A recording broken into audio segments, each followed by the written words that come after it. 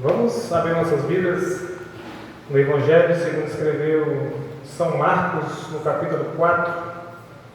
Marcos, capítulo 4.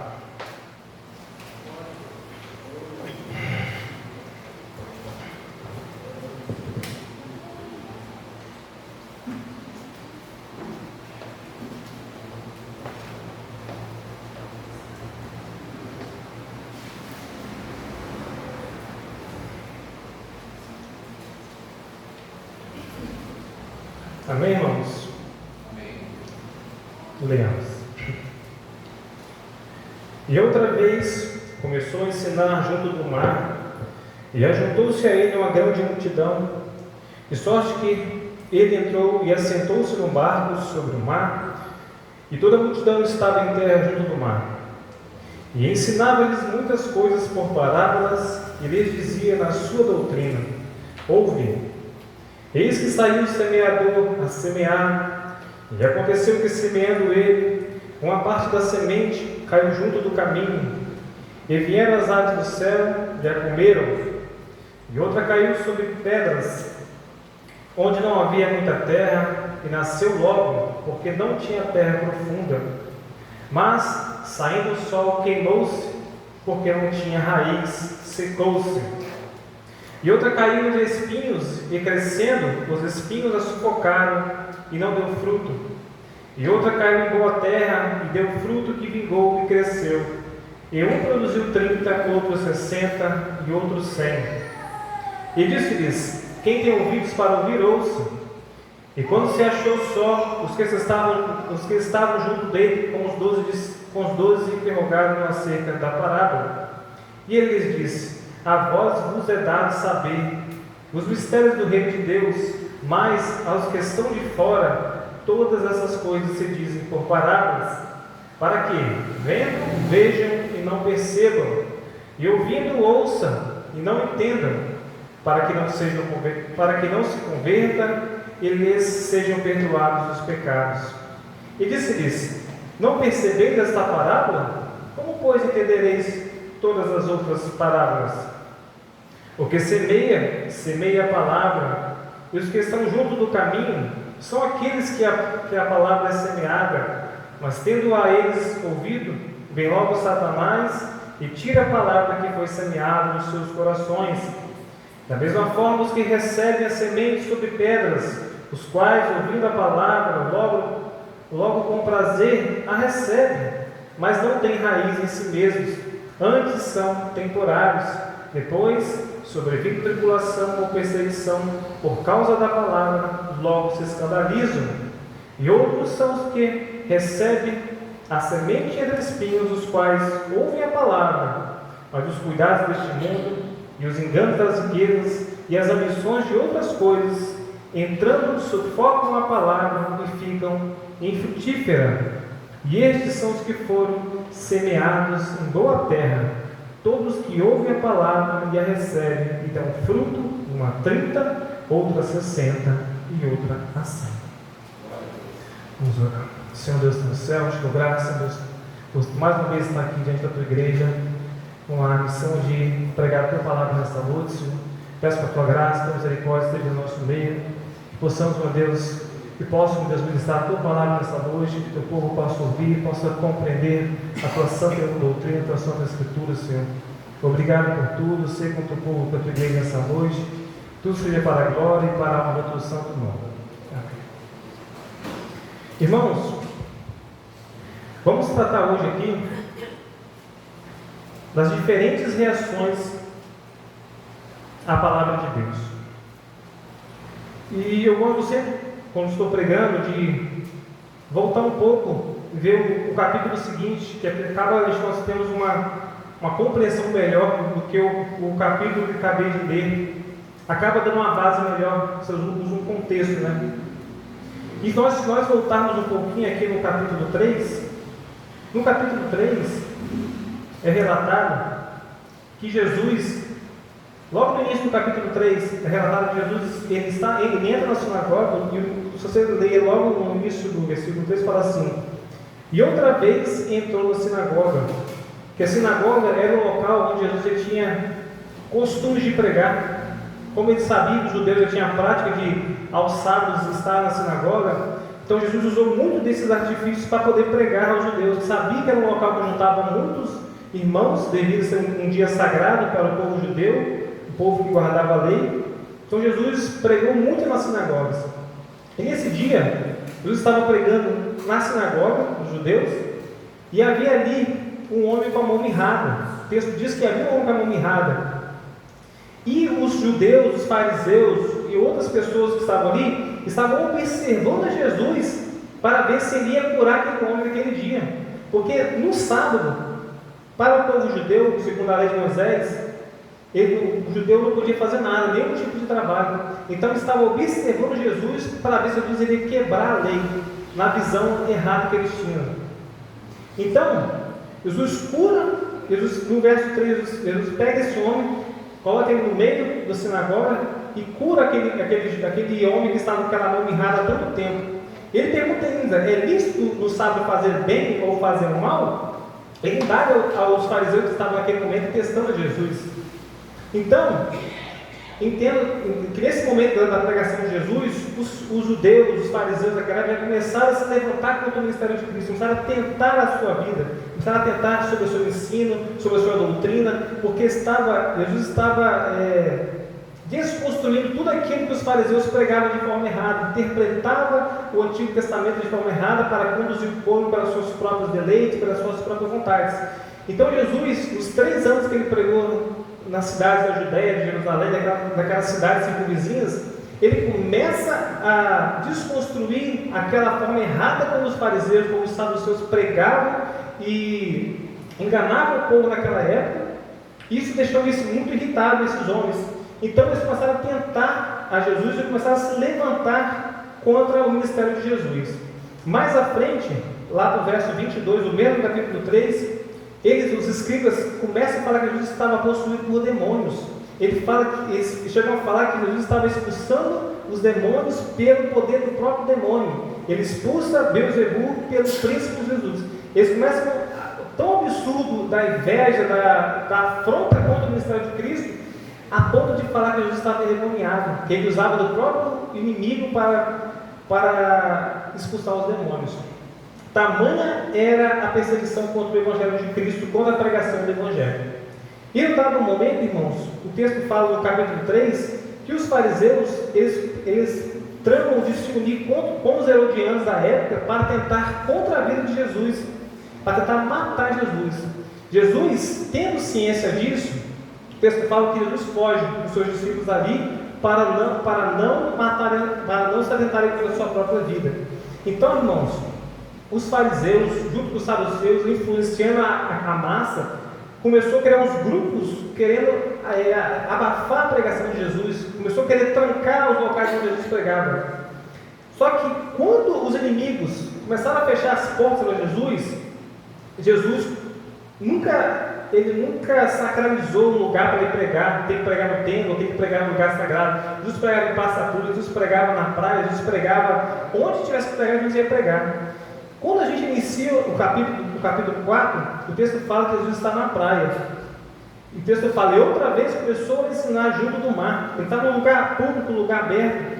Então Jesus, quando eles fecham as portas do negócio para Jesus vai para a praia. Ele faz da praia, que é um lugar público, exatamente um local para pregar a multidão.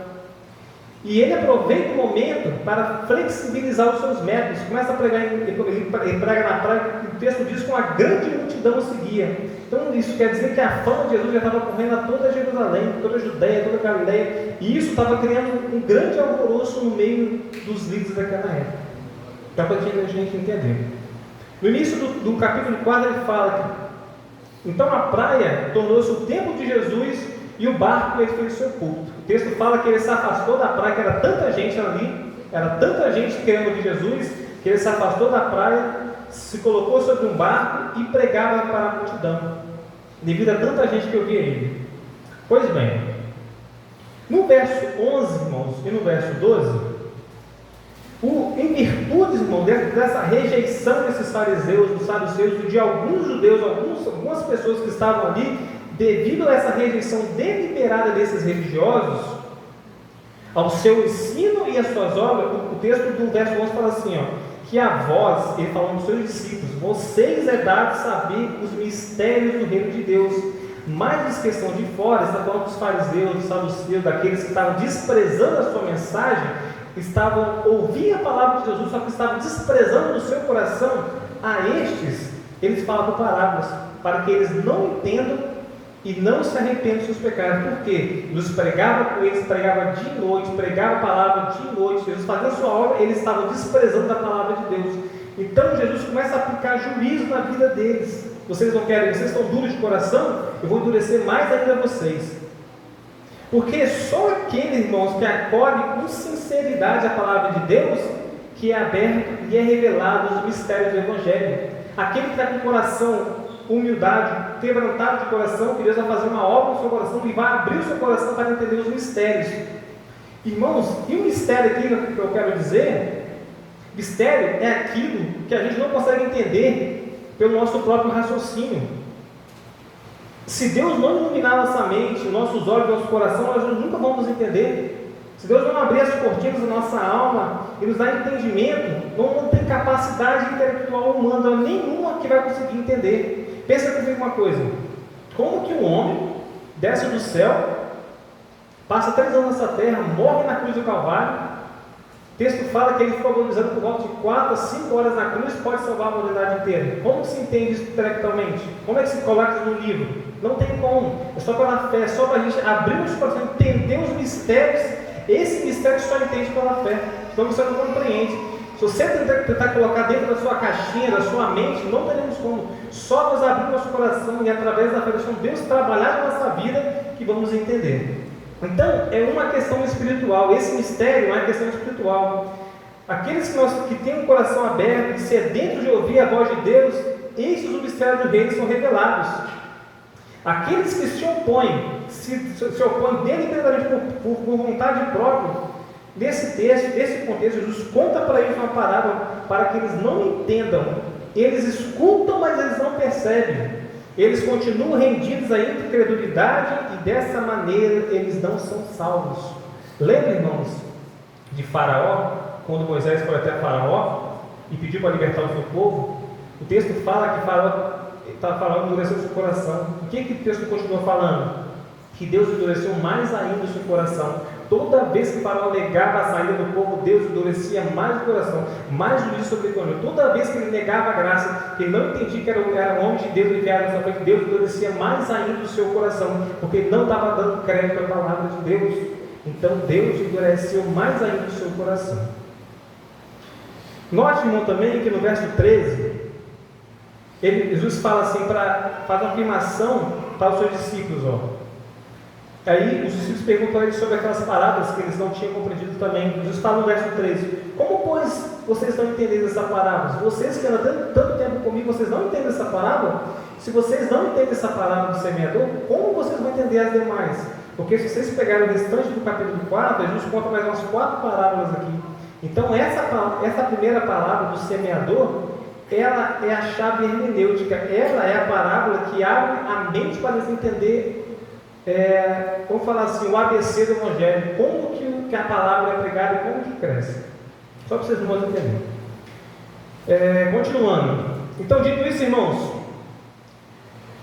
eu convido irmãos agora para nós olharmos à luz do texto as diferentes atitudes em relação à palavra de Deus. Aqui, Jesus fala de 4 tipos de solos. Ele repara que ele fala em 4 tipos de solos. Esses solos estão cada um trata de um tipo de coração ou um tipo de reação à palavra de Deus. Ele fala 4 tipos de solo, 4 tipos de forma de você reagir ao Evangelho. Então, o primeiro, que está lá no capítulo 4, nós lemos no verso 5, que fala: e aconteceu que, semeando ele, uma parte da semente caiu junto do caminho, e vieram as aves do céu e a comeram. Irmãos, esse primeiro coração, essa primeira semente que é tentada plantar, é do coração endurecido. É aquela semente que cai à beira do caminho. Nós lemos, irmãos, que uma parte da semente caiu à beira do caminho. O que isso quer dizer? As beiras do caminho, quando uma plantação, é sempre a parte mais dura, mais firme, é mais denso o solo, não é uma parte boa você plantar. Por isso que o texto fala que uma semente com a beira, do lado, não no centro da vida da pessoa, que é o lugar certo de plantar, mas na beira, do lado. O solo à beira do caminho, ele é duro, ele é impenetrável, como muitos corações, que apesar, irmãos, de ouvirem a palavra de Deus, não a compreendem. Esse tipo de solo, irmãos, simboliza um coração endurecido que não permite que a palavra de Deus entre de forma profunda, devido à sua forma.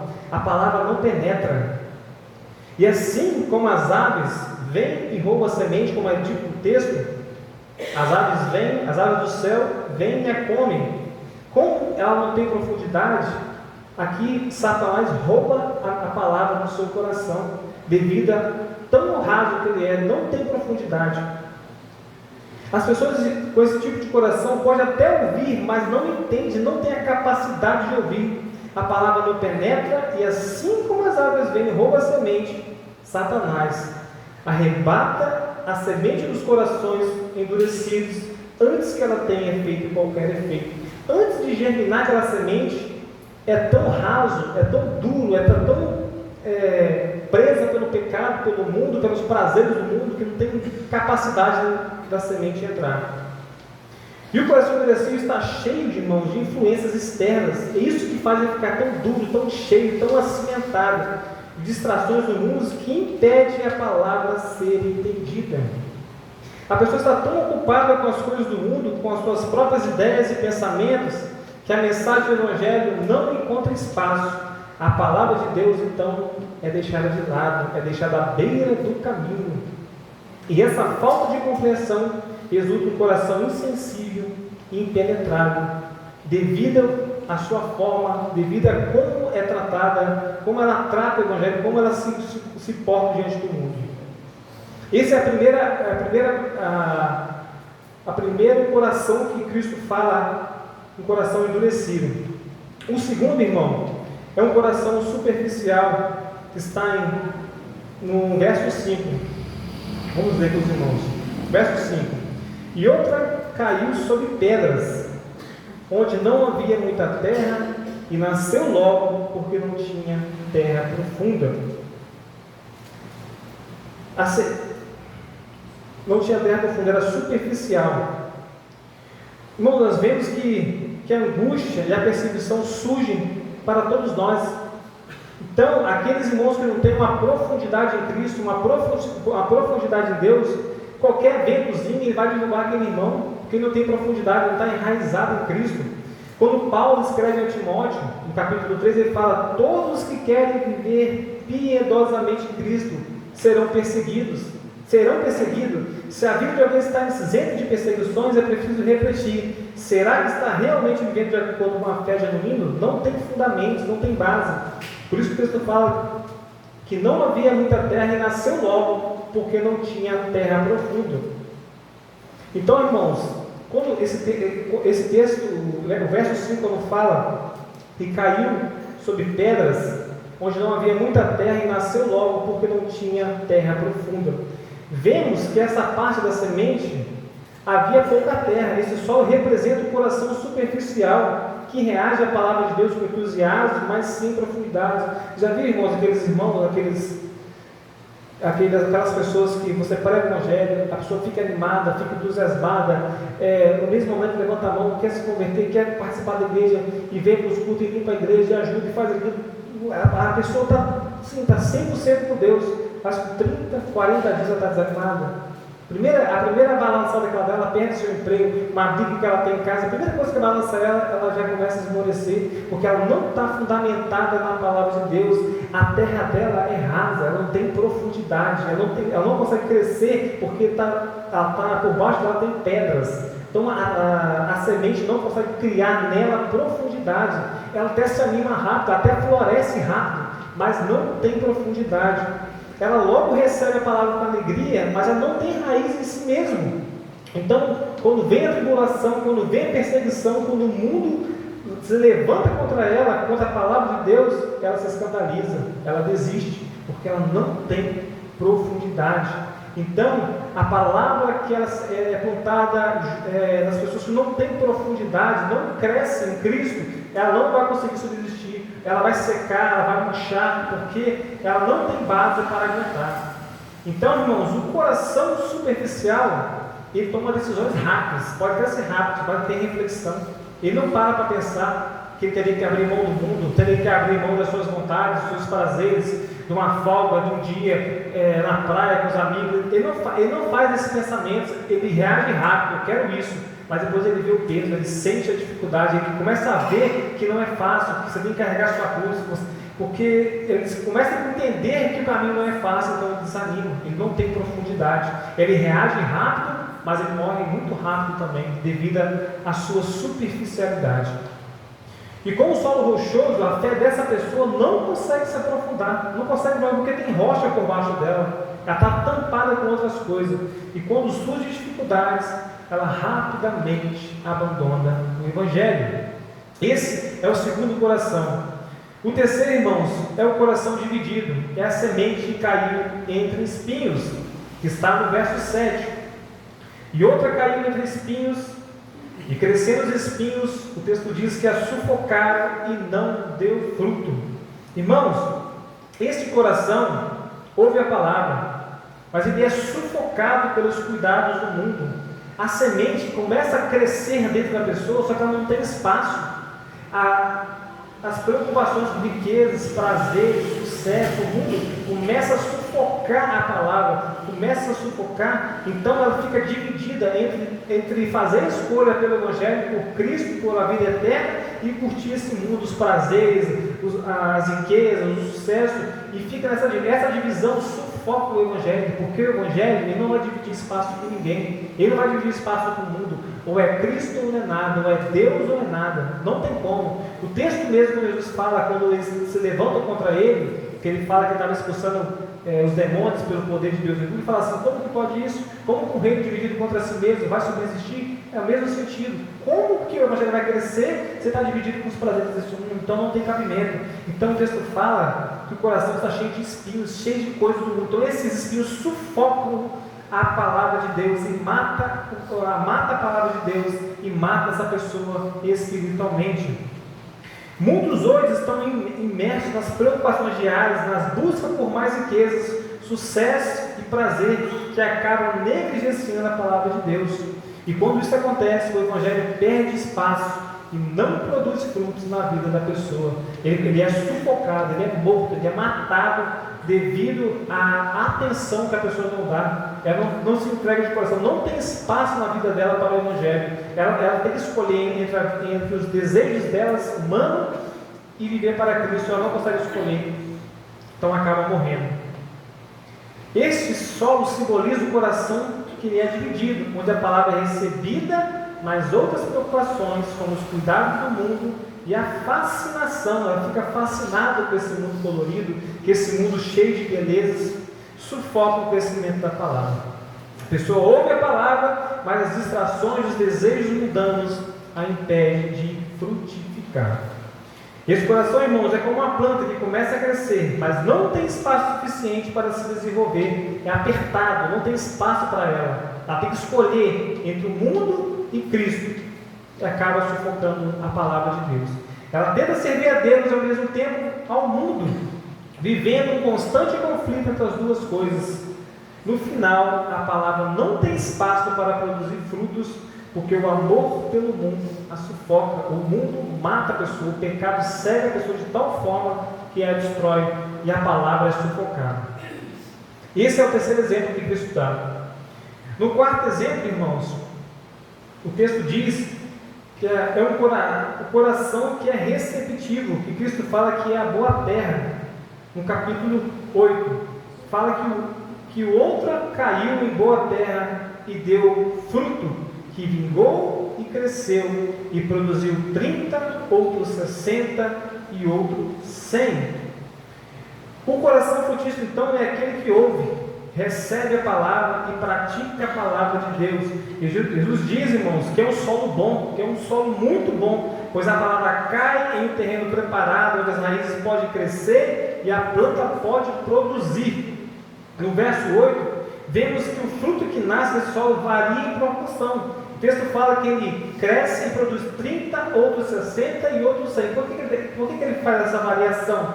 Isso aqui é a forma, como que cada um vai se dar seu crescimento. Um irmão vai crescer 30, outro vai crescer 60, outro vai crescer 100. É a mesma simbologia da parábola dos talentos, né? Que um produziu tantos talentos, cada um a sua proporção, mas todos crescem. Todos têm uma boa terra para dar um crescimento e fazer a sua obra, de fazer a sua ponte para o reino de Deus. E perceba, irmão, que o problema aqui nunca está na semente, nunca está na plantação, o problema sempre está na terra. Ou a terra tem pedras, ou a terra é dura, ou a terra está cheia de espinhos, ou a terra é boa. A semente é perfeita, a palavra de Deus é perfeita, o Evangelho é perfeito. O problema está em nós, é como a nossa recepção que é a questão, que é o X da questão. Então Cristo fala, a diferença não está na semente, mas está no solo. Jesus explica que o poder para produzir frutos está na palavra de Deus, e a partir delas que os corações são transformados. Então, sempre o problema está em nós. Repare, sempre somos nós os problemas.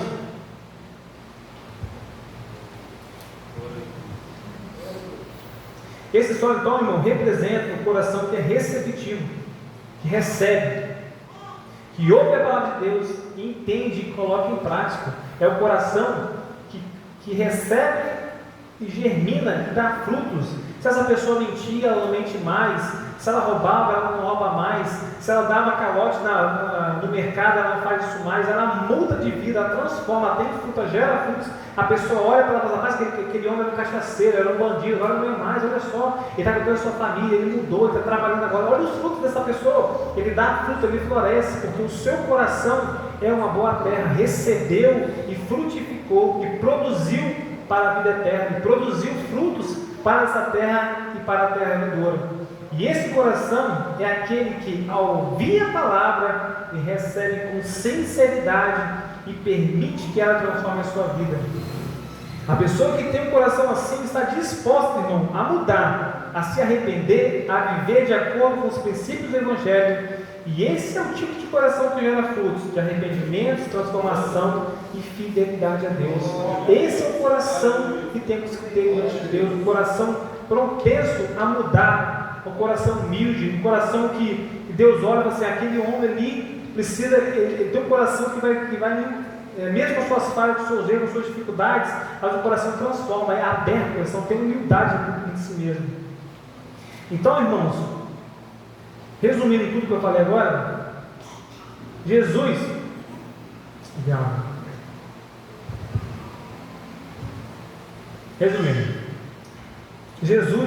ele nunca se impressionou com as multidões que você viu, nunca. Você pode ver que no verso 4, ele fala, e outra vez começou a ensinar junto do mar, e ajuntou-se ele uma grande multidão. O texto fala que se juntou uma grande multidão que o seguia. Mas Jesus sabia muito bem que apesar de todos ouvirem a mesma mensagem, nem todos os corações ali eram receptivos à sua palavra. Então, irmãos, daquela multidão, podemos perceber o seguinte, se formos dividir ali, né, que ele dá 4 exemplos, são então 25% só que recebe a palavra no seu coração. 4 exemplos, 100 dividido por 4 dá 25. Apenas 25% da semente lançada, segundo essa palavra, vai dar bons frutos. É o cálculo que eu estou falando, né? Não está na Bíblia não, só dividindo aqui. Apenas 25% das sementes lançadas, segundo essa palavra, vai dar frutos. As outras 75% vão ser desprezadas. E acaba que isso confirma, né, que poucos são os que entram pelo caminho, que apertado é o caminho que leva à vida, apertado é o caminho que leva até o céu. Portanto, é fundamental, irmão, que nós examinemos e nos perguntemos, como tem sido o solo do nosso coração? Como tem sido? Será, irmãos, que estamos recebendo a palavra de Deus com o coração endurecido, superficial ou dividido? Ou será que nosso coração é uma boa terra, que é pronto para receber a palavra e dar frutos? Como que estamos nessa noite? Nessa noite temos a oportunidade de nos analisarmos e verificarmos como que estamos recebendo a palavra dia após dia que é pregada nessa igreja, Que possamos pedir a Deus, então, irmão, um coração humilde, receptivo, que permita que a sua palavra frutifique em nós e nos leve a uma transformação genuína, para que sejamos verdadeiramente discípulos de Cristo. Porque o mundo, irmãos, tem muitas propostas sedutoras, e ainda são sedutoras, e muitas delas são feitas em nome de Jesus. Hoje o que mais tem na internet, promessas sedutoras, e ainda são feitas em nome de Jesus. Que venha para Jesus, você vai ser rico. Venha para Jesus e sua doença será curada. Várias promessas. Venha para Jesus e você terá sucesso. Porém, irmãos, essas promessas são enganosas e não são baseadas no Evangelho genuíno de Jesus Cristo. Porque Jesus nunca prometeu uma vida de perfeição. Por outro lado, Jesus fala que o reino dos céus é tomado às forças, é tomado no braço, na força, na luta, sem dor, sem luta ou sem dificuldades. Não seguir a Jesus. Pelo contrário, o Evangelho de Jesus nos alerta que, ao recebermos o reino, passaremos por angústia, provas, por perseguições. Porque se Jesus viver nessa terra, que é Deus, encarnou nessa terra, foi assim para o céu, na cruz, morto, humilhado, daquela forma, quem dirá nós? Quem dirá os seus seguidores? O mundo nos odeia, o mundo quer nos destruir. Então não esperem aplausos do mundo, que se o mundo nos aplaudir, o texto diz que há de nós, quando o mundo falar bem de nós. E é importante percebermos aqui, muitas dessas falsas promessas atraem as pessoas que buscam um Cristo conveniente, um Cristo que vai se moldar às suas vontades, aquilo que essa pessoa quer aplicar na sua vida. Ela pega Cristo e é o que mais você vê hoje na internet. Um monte de pastor coach, um monte de pessoal que vende curso coach, pega o Evangelho, pega os princípios do Evangelho para ficar rico, para ganhar dinheiro, porque é tão poderoso o Evangelho que eles tentam pegar essas partes para poder seu próprio ego, para alimentar a sua própria vida. E quando surgem as lutas, irmão, aí que está o problema. As lutas, as dificuldades, aí não serve, porque Deus nunca prometeu isso. Essas pessoas se decepcionam, porque não estavam verdadeiramente preparadas para o custo do discipulado, que exige renúncia, fé e perseverança. É isso que é o Evangelho: é renunciar ao mundo, é você crer em Jesus Cristo te salvou, e a perseverança que um dia deverá voltar. Isso que é o Evangelho. Então não devemos também, irmãos, por outro lado também, não devemos subestimar as forças que se opõem à semeadura. O texto fala que a terra caiu, que a semente caiu em boa terra.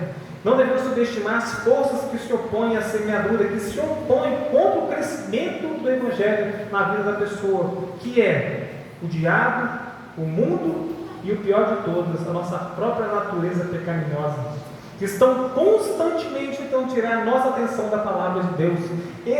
Esses três são os maiores inimigos que nós temos, que é o diabo, o mundo e principalmente nossa natureza, porque essa natureza amanhã você vai acordar amanhã com ela do seu lado, hoje você está aí com ela do seu lado, todo momento. Então, ao mesmo tempo, não devemos também subestimar as respostas imediatas, que muitas vezes, irmãos, ao vermos uma grande quantidade de pessoas respondendo a um apelo de evangelismo, podemos ser tentados a pensar que houve conversão genuína. Hoje você vê aquela massa de gente nos estádios, um monte de jovens pulando, brincando, aparentemente louvando a Deus, mas a gente não pode se animar com isso ou se precipitar falando que quer ver o verdadeiro Evangelho, porque não sabemos. Quem conhece o coração é só Deus. A Bíblia vai nos dizer que o coração do homem é terra que só Deus passeia, só Deus que só Deus conhece. E a conversão é algo profundo, e só Deus que pode julgar quem realmente foi transformado. Em terceiro lugar, irmão, não devemos subestimar também o poder da palavra de Deus, porque lá no verso 20, ele fala: e esses são os que foram semeados em boa terra, todos que ouvem a palavra e a recebem, e dão fruto, um a 30 e a outro a 60 e a outro 100. Porque a palavra de Deus, ela é viva e ela é eficaz. Não podemos esquecer do poder da palavra de Deus, que mesmo quando parece que não há frutos, mesmo que parece que não vai germinar, que não vai crescer, que aquele seu amigo, seu parente, seu pai, seu irmão, sua mãe, seu filho, que está no mundo, continua pregando, continua tentando, continua plantando, uma hora vai germinar, uma hora Deus vai fazer a obra. Não devemos desprezar o poder da palavra de Deus, porque ela é viva, ela é eficaz. O poder, também o poder não está em nós, não está no pregador, não está em nós que fazemos, nem na pessoa que ouve, mas na própria palavra de Deus. Por isso devemos ser semeadores diligentes, espalhando a palavra com confiança, sabendo que Deus é quem dá o crescimento. O responsável pelo crescimento é Deus. O responsável para que aquela vida se salva é Deus. A Bíblia fala que o dom, a salvação é dom de Deus. O único dom que nós não temos, que a Bíblia relata que é unicamente de Deus, é a salvação. A salvação de Deus não cabe a nós. O que cabe a nós é pregarmos. Somos chamados tanto para ser solo como para ser semeador. Nós temos essa via de mão dupla. Nós temos que pregar e temos que ser solo também. E por fim, irmãos, precisamos refletir sobre qual tipo de solo que representa o nosso coração. Talvez hoje, irmãos, o seu coração esteja duro, como o solo batido pelo caminho, onde a palavra não penetra de forma alguma, está fechado. Ou talvez o seu coração seja raso. Talvez você se anima um dia, uma semana, 2 semanas, mas não tem profundidade, você desanima, você quer largar tudo, você quer deixar o evangelho, você quer largar a igreja, você não aguenta a pressão do mundo. Onde essa semente não cresce rápido, mas porque não tem profundidade.